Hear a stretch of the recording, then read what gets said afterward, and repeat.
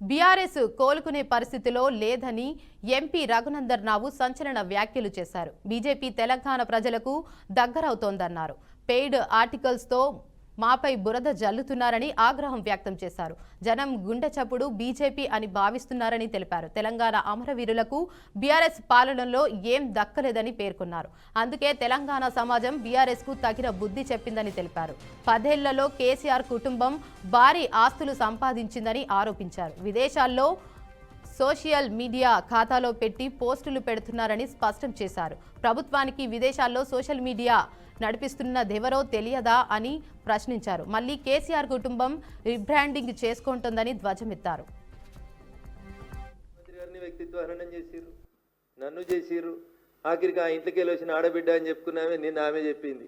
వేరే దేశాలలో పెట్టి వ్యక్తిత్వ హననం చేస్తూ ఉన్నారు, పెయిడ్ బ్యాచ్ల్ని నడిపిస్తున్నారని.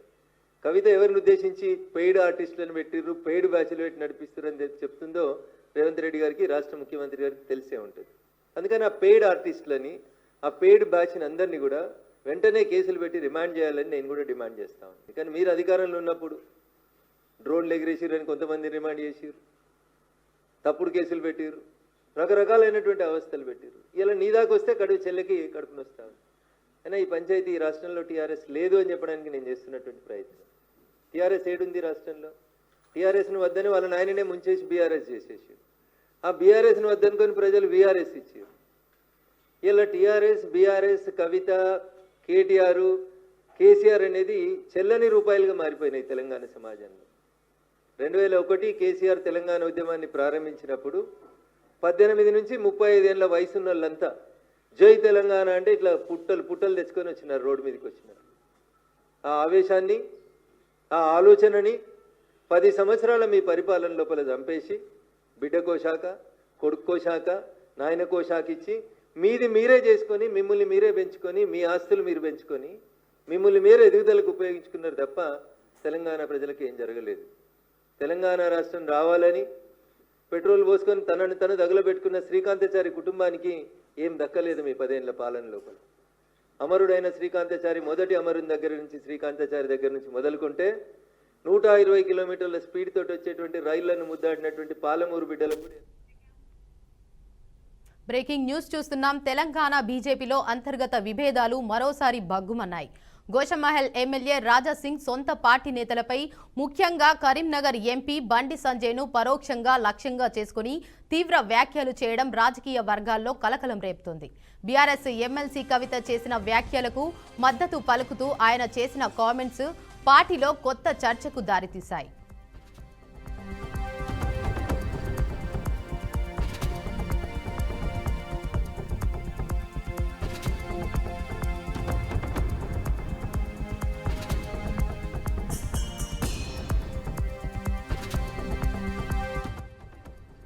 ఎమ్మెల్సీ కవిత ఎపిసోడ్లో తాను అభిప్రాయం వెల్లడించినప్పటి నుంచి కరీంనగర్ కేంద్రంగా తనపై కొందరు యుద్ధం ప్రారంభించారని పరోక్షంగా బండి సంజయ్ను ఉద్దేశించి వ్యాఖ్యానించారు. గతంలో రాజాసింగ్, కేంద్ర మంత్రి కిషన్ రెడ్డి మధ్య తలెత్తిన విభేదాలను బండి సంజయ్ చొరవ తీసుకొని పరిష్కరించారు. అయితే ఇప్పుడు బండి సంజయ్నే లక్ష్యంగా చేసుకుని రాజాసింగ్ వ్యాఖ్యలు చేయడం కమలం పార్టీలో మరోసారి అంతర్గత పోరును స్పష్టం చేస్తోంది.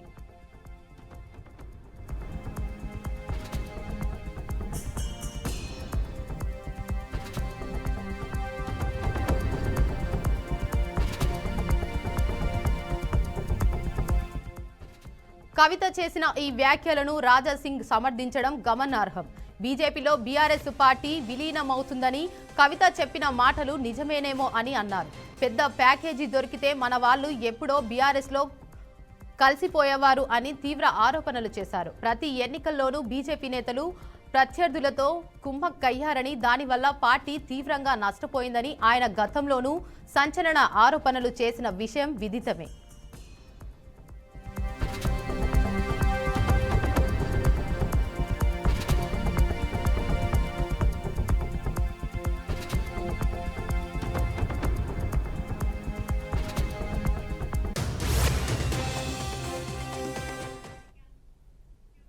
మాజీ సీఎం కేసీఆర్ తో హరీష్ రావు భేటీ అయ్యారు. కేసీఆర్ ని కలవడానికి ఎర్రవల్లి ఫామ్ హౌస్ కి హరీష్ రావు వెళ్లారు. కాళేశ్వరం కమిషన్ నోటీసులు ఎమ్మెల్సీ కవిత అంశంపై చర్చిస్తున్నట్లు సమాచారం.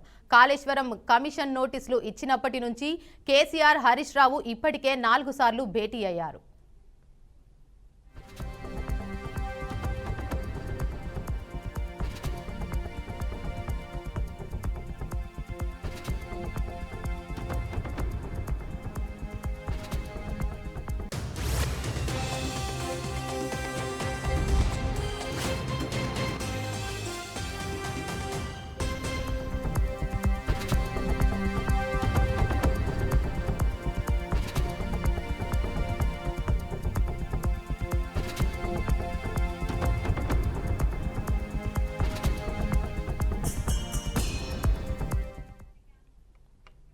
వైసీపీ నేత గన్నవరం మాజీ ఎమ్మెల్యే వల్లభనేని వంశీ తీవ్ర అనారోగ్యంతో బాధపడుతున్నారు. శ్వాసకోశ సంబంధిత సమస్యలతో బాధపడుతున్న ఆయన ఆరోగ్య పరిస్థితి విషమించడంతో మెరుగైన వైద్య చికిత్స అందించాలని ఆంధ్రప్రదేశ్ హైకోర్టు నిన్న ఆదేశాలు జారీ చేసింది. విజయవాడలోని ఆయుష్ ఆసుపత్రిలో చికిత్స చేయించాలని ఆదేశిస్తూ వంశీకి మధ్యంతర బెయిల్ మంజూరు చేసింది. జూన్ 6వ తేదీ వరకు మధ్యంతర ఉత్తర్వులను జారీ చేసింది. అయితే వంశీ ఇంకా జైలు నుంచి విడుదల కాలేదు. విజయవాడ జిల్లా జైలు అధికారులు కోర్టు ఆర్డర్ కాపీ ఇంకా అందకపోవడమే దీనికి కారణంగా తెలుస్తోంది. తమకు కోర్టు ఆర్డర్ కాపీ అందిన తర్వాతే వంశీని విడుదల చేస్తామని జైలు అధికారులు చెబుతున్నారు. ఇంతటి విషమ పరిస్థితిలో కూడా జాప్యం చేస్తూ వంశీని బయటకు రాకుండా అడ్డుకుంటున్నారని వైసీపీ శ్రేణులు అసహనం వ్యక్తం చేస్తున్నారు.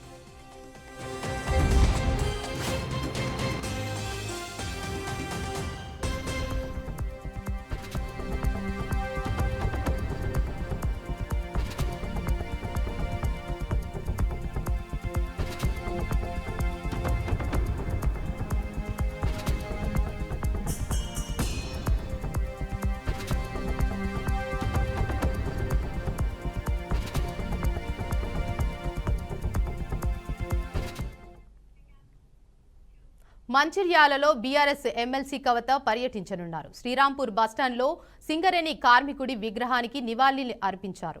ఇటీవల మృతి చెందిన జర్నలిస్టు మునీర్ కుటుంబాన్ని కవిత పరామర్శించనున్నారు. నిన్న మీడియాతో కవిత చిట్చాట్లో సంచలన ఆరోపణలు చేసిన నేపథ్యంలో ఈ రోజు కవిత పర్యటనపై సర్వత్రా ఆసక్తి నెలకొంది.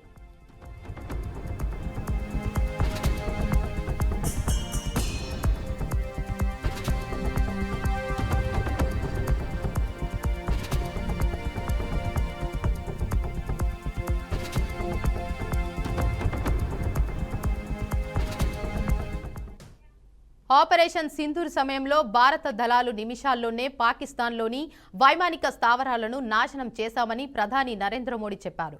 ఇది న్యూ ఇండియా అని, భారత్ తన బలాన్ని ప్రదర్శించిందని ప్రధాని బీహార్లో జరిగిన ర్యాలీలో ప్రసంగిస్తూ అన్నారు.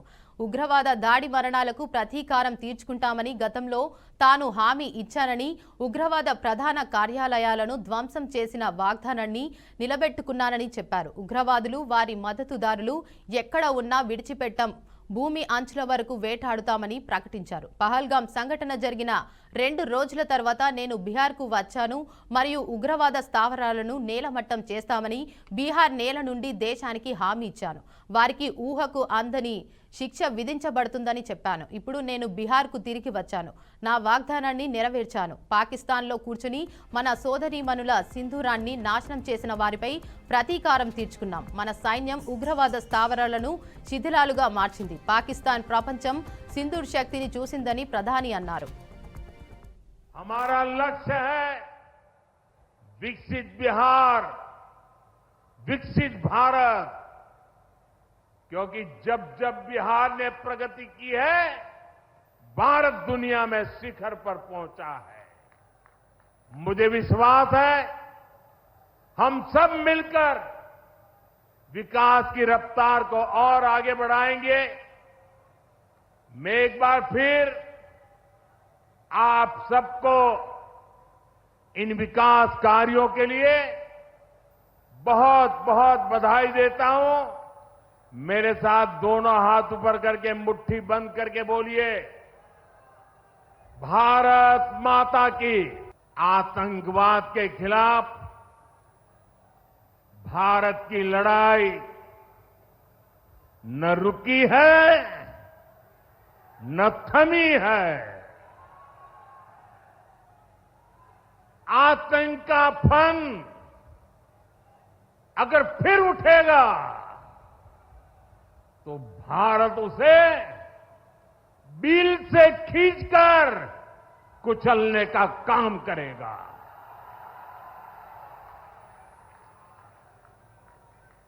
साथियों, हमारी लड़ाई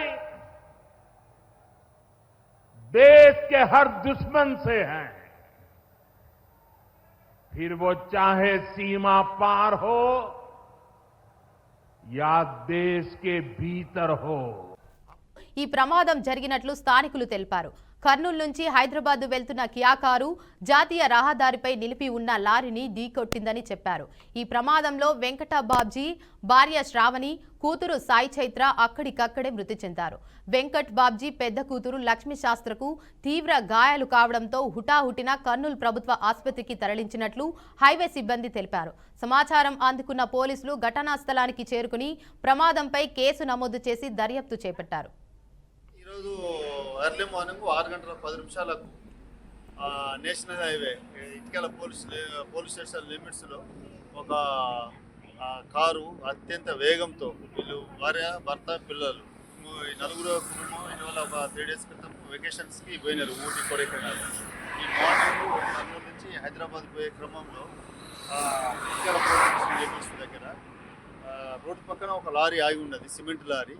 అత్యధిక వేగంగా వచ్చేసి దాన్ని ఢీకొట్టడంతో అందులో ప్రయాణిస్తున్న అంటే డ్రైవింగ్ చేస్తున్న బాబుజీ వెంకట బాబుజీ అతను, తర్వాత అతని భార్య శ్రావణి అక్కడికక్కడే చనిపోవడం జరిగింది. ఇద్దరు కూతురు వాళ్ళు కూడా బాగా ఇంజ్యూర్ అయినారు. చిన్న కూతురు అమ్మాయి 7 years ఉంటాయి. అమ్మాయి అండర్ గోయింగ్ ట్రీట్మెంట్ కర్నూలు హాస్పిటల్లో చనిపోయింది. పెద్ద కూతురు లక్ష్మీ శాస్త్ర, ఆ అమ్మాయికి 11 years ఉంటుంది. ఆ అమ్మాయి ఇప్పుడు అండర్ గోయింగ్ ట్రీట్మెంట్లో ఉన్నది. వెంకట బాబుజీ కూడా ఇంజ్యూరీస్ అయినాయి, అతను కూడా ట్రీట్మెంట్లో ఉన్నారు. వెరిఫై చేసి చర్యలు తీసుకున్నాం. అదేవిధంగా మీ అందరికీ మీ తరఫున పత్రికల వ్యక్తులను విజ్ఞప్తి చేసేది ఏంటంటే అతి వేగం చాలా ప్రమాదకరం. మ్యాక్సిమం అన్ని చోట్ల మేము స్పీడ్ గన్స్తోని చలాన్లు వేయడం జరుగుతుంది, కౌన్సిలింగ్ చేయడం జరుగుతుంది, ప్రికాషన్స్ తీసుకోవడం జరుగుతుంది. ఇటీవల నేషనల్ హైవే అథారిటీతో పాటు కూడా కలెక్టర్ గారు, ఎస్పీ గారు ఆదేశాల మీదకు జాయింట్ ఆపరేషన్ చేస్తుంది. ఎక్కడెక్కడ ప్రమాదకరంగా ఉన్నాయి. ప్రభుత్వం ఎన్ని హెచ్చరికలు జారీ చేసినా కొంతమంది అవినీతి అధికారులు బుద్ధి మారడం లేదు. వారి అవినీతి దాహానికి అంతు ఉండటం లేదు. తాజాగా ఒడిశాలోని ఇంజనీర్ బైకుంఠనాథ్ సారంగి ఇంట్లో నోట్ల కట్టలు గుట్టలు గుట్టలుగా బయటపడడం సంచలనంగా మారింది. ఆదాయానికి మించిన ఆస్తులు ఉన్నాయన్న ఆరోపణలతో అధికారులు తనిఖీలు చేశారు. రైడ్స్ విషయం తెలుసుకున్న సదరు అధికారి ఇంట్లో దాచుకున్న కోట్లాది రూపాయల నగదును కిటికీల్లోంచి బయటకు విసిరేశాడు. దీన్ని గుర్తించిన అధికారులు నోట్ల కట్టలను చూసి షాక్ అయ్యారు. నగదు మొత్తాన్ని స్వాధీనం చేసుకున్నారు. విండోలో నుంచి పడేసిన నగదు దాదాపు 1.1 కోట్ల రూపాయలు ఉందని అధికారులు తెలిపారు. భువనేశ్వర్లోని ఇంకో ప్లాట్లో మరో 1 కోటి రూపాయల నగదు దొరికినట్లు చెప్పారు. మొత్తంగా 2.1 కోట్ల రూపాయల నగదును సీజ్ చేసినట్లు వెల్లడించారు.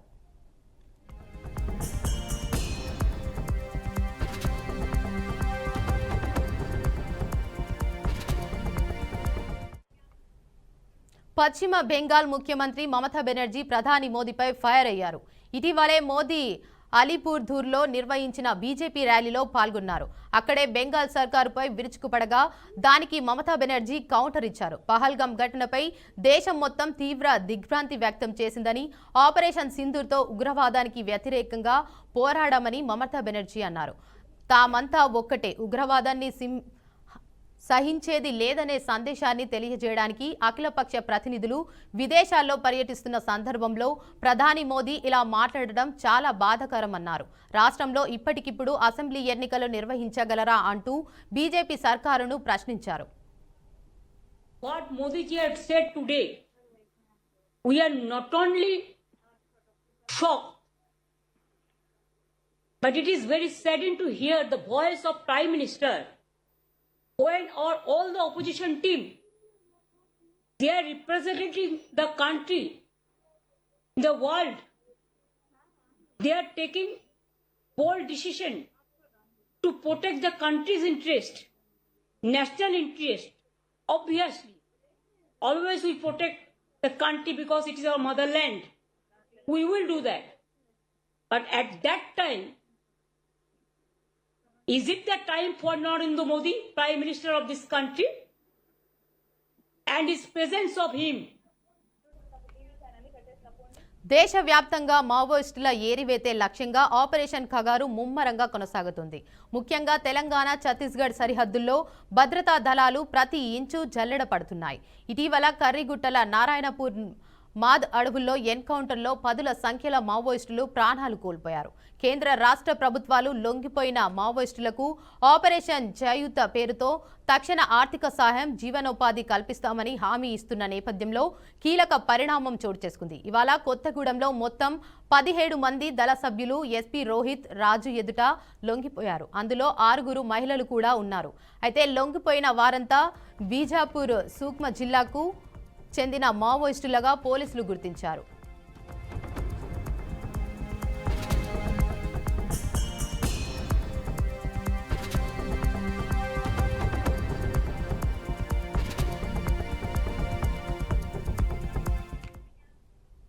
ఇవి ఇప్పటివరకున్న బులెటిన్ అప్డేట్స్. చూస్తూనే ఉండండి బీఆర్కే న్యూస్ తెలుగుడి సత్తా.